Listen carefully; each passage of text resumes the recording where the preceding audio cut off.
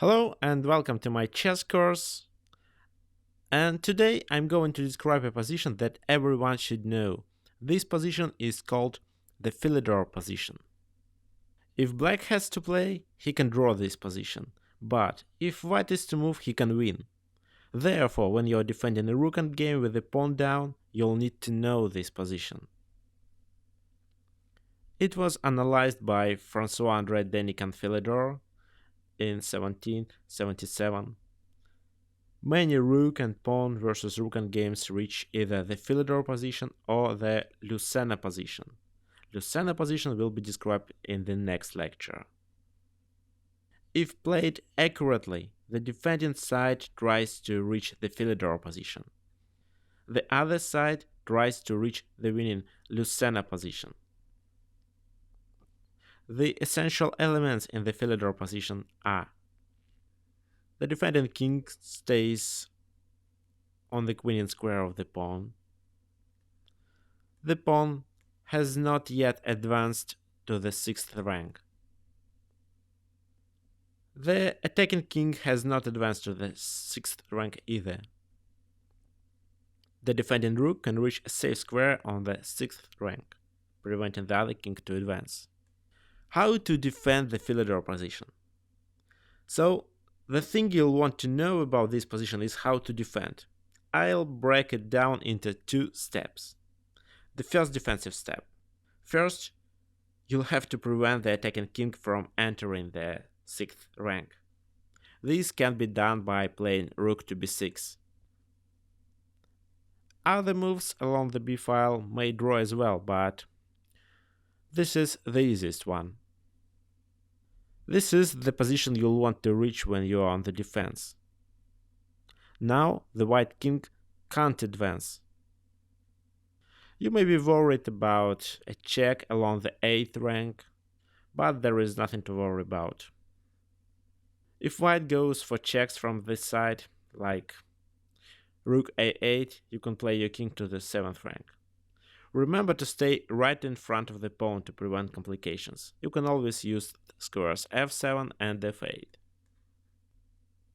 You may ask yourself, what if white tries to exchange rooks in this position?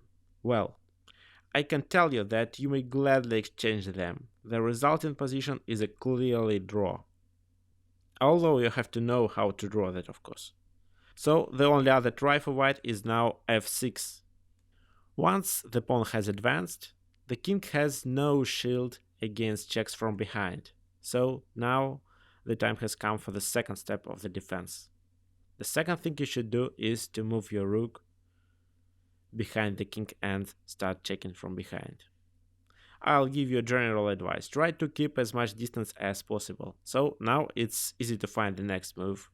Rook to b1. And this position is a clear draw. White has no useful moves. A check accomplishes nothing, because black can always advance to f7. And if white makes any other moves, black simply starts checking the king from behind. Just like before, you don't have to worry about exchanging the rooks. The resulting position would be a draw. There is only one thing white can do. He can move the king to g2. This would threaten to win your rook.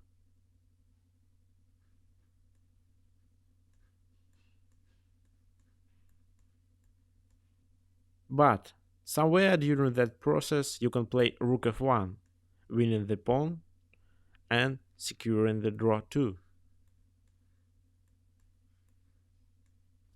And now I will tell you about winning plan.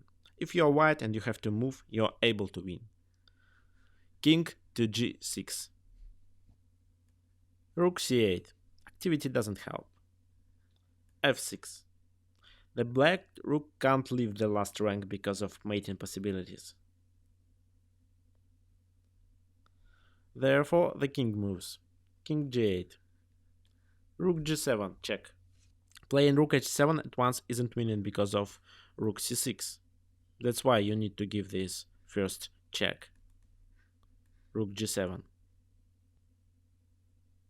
You are able to play Rook h7 next, gaining a tempo. King f8, Rook h7. If King h8 in this position, then Rook h7 check, King g8 and f7 check. After King f8, you just win a rook or promote your pawn.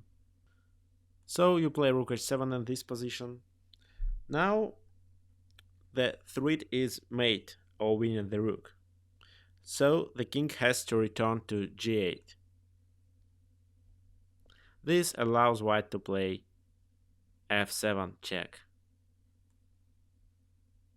The black rook is lost after king f8 and rook h8. And the pawn will promote. Okay, let me show you another line. For example, you play king to g6, but your opponent plays rook to b1. White is able to finish the game another way. Rook a8, check. King to e7, f6, king to e6. Rook e8, check. King to g7. f7 and winning. Your next move will be f8, queen. And if your opponent tries to check you from behind, you may just move your king close to his rook.